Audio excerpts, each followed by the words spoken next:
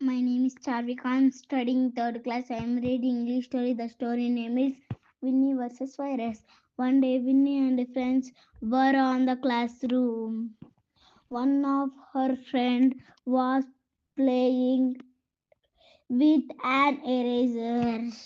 The eraser fell down, and Mr. Virus and friends got into it.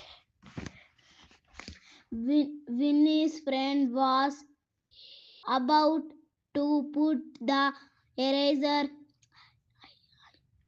in his mouth. Virus said, "Ha ha, we will make him sick."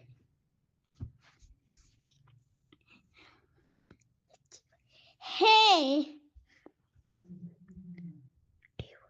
don't put into your mouth.